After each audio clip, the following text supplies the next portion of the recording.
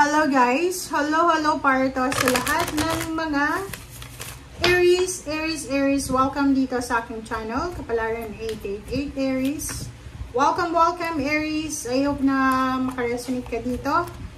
This is for the next 3 months para sa lahat ng Aries. Okay, first card natin is Rest and Rejuvenate.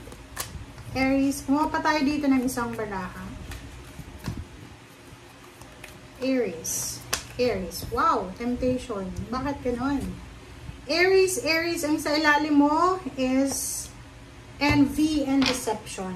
Nako. Nandito na naman, Aries. Wow. Number 7, number 6, number 15, number 4. Aries. Babae ka man or lalaki, especially sa mga Aries na lalaki, makinig ka. Ikaw ay posibleng maka-encounter. May isang temptation. Papasukin ka ng tukso simula July, August, September. Ito yung tukso ng tukso para maging masamang tao. Okay? Sorry pero kung hindi ka resonate dito, pakinggan mo. Kasi baka para sa'yo to. Or baka ikaw ito na i-deceive or ikaw ito na pinagseselosan. The other way around. Okay? Kailangan mong makinig. Okay? So, deception and envy, number 7. Sa buwan ng July, August, September, papasok na ulit si the devil sa isip mo. Lalo sa isip mo Kung ikaw ay Aries na marami kang bisyo dati, like mga illegal na bisyo, mga bawal na bisyo na pinapasok sa katawan mo just to have fun or just to have, ano bang tawag dito, maging masaya ka. Sinasabi ng barahan na siguro you're trying to parang reborn, diba? You're trying to change your lifestyle, but pagdating ng July, August, September, andyan na naman si taning sa buhay mo. Nandyan na naman yung the devil Nandyan na naman yung temptation. So, ang buhay ng mga Aries, it's either ikaw ay Aries pero hindi ikaw to. It's either mayroon kang karelasyon, kakilala, kapamilya na ganito yung sitwasyon. Kailangan mong maging aware. Kasi may temptation na darating sa buhay mo na sisirain yung mindset mo. Okay, ang pinakamagandang effective na panlaban dito is prayer. Prayer, magsimba ka, 'di ba? Magsimba ka palagi, magpray ka, and kasi deception 'to It's either kasi the devil siya 'di ba? Papasok siya sa mga tao. Alam mo yung evil, pumapasok siya sa mga taong gustong magbago. So, pwedeng ikaw gusto mong magbago ng buhay, magbago ng lifestyle, papasok ulit siya sa'yo. So, ang mga temptation nito, maybe bisyo, maybe deception, pwedeng panloloko, selos, inggit, or ano pa ba, pang-scam, parang ganon, bisyo, sugal, or anything na talagang evil siya. Okay? Ang sugal guys, sobrang evil siya. Ang yung pagbibisyo, pag-inom, pag-sigarilyo, bawal na gamot, talagang evil siya. Okay? So, yun. Kung may mga kamag-anak kang ganon, you need to be careful. You need to be careful kasi ano to temptation to Hindi siya maganda. Or, sinasabi ng barasa yung maybe ikaw yan, na pinariringgan ka ng universe na kinakailangan mong maging careful kasi possible na may manloko sa'yo, pwedeng may mainggit sa'yo, pwedeng nakawin yung relationship mo, nakawin yung position mo sa trabaho, or kung ano man na pwedeng nakawin sa'yo. Aries, rest and rejuvenate. So, for the month of July, August, September, napaka-importante daw sa'yo, Aries, na magpahinga ka. Spend time with your loved ones, especially kung may kids ka.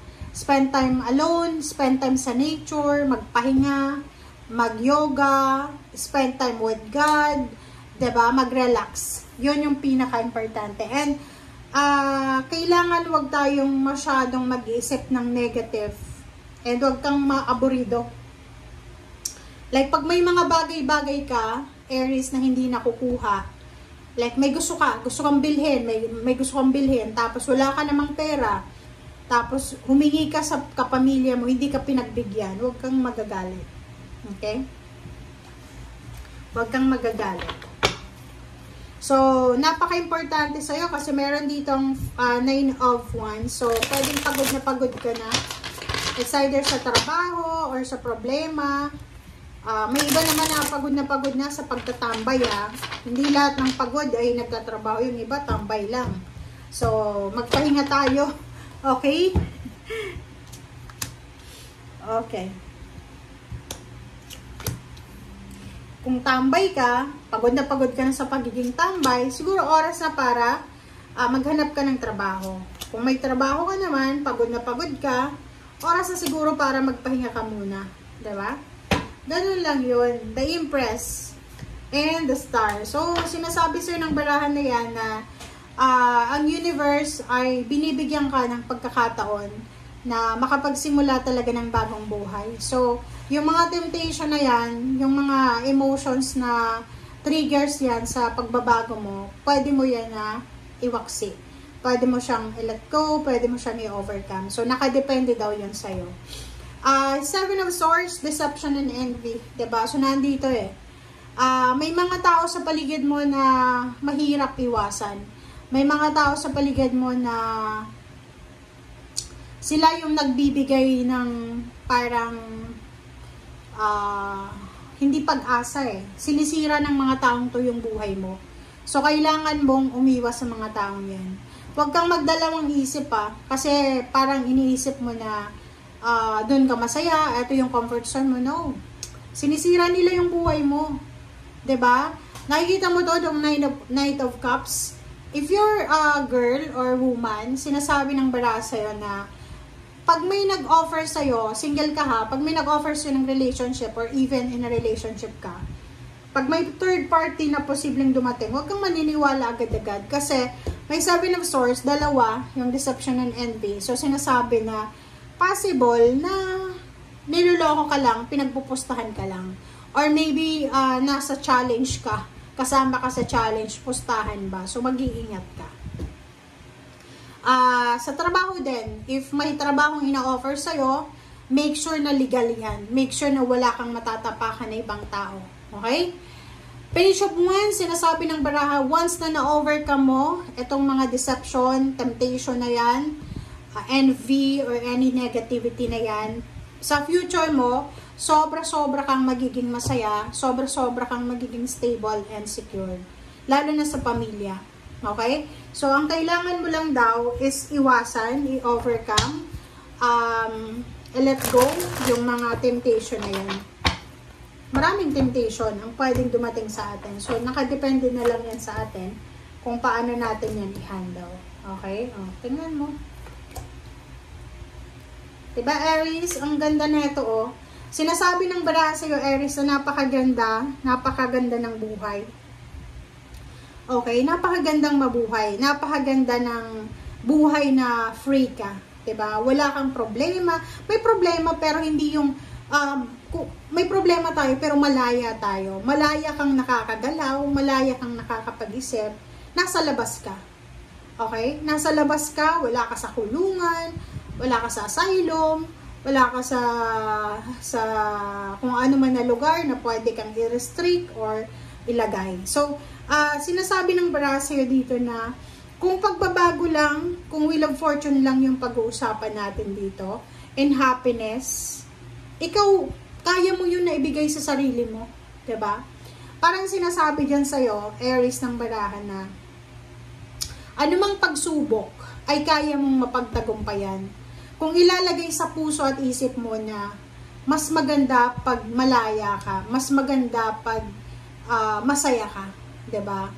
Okay, so kung halimbawa etong deception na yan or envy, temptation is idideceive ka, lolokohin ka ng mga barkada mo, ng mga kakilala mo, isipin mo na mas magiging masaya ka kasama ang pamilya mo. 'Di ba? Ang temptation ganyan eh. Dumarating yung temptation sa panahon na gusto mo nang magbago. Sa panahon na alam mo na meron kang focus, meron kang goals. Eto, Wheel of Fortune, kung talagang gusto mong mabagong buhay mo, maging masaya ka, maging kalmado, maging free, iwasan mo yung mga temptation na yan. Okay? Thank you guys for watching. Bye!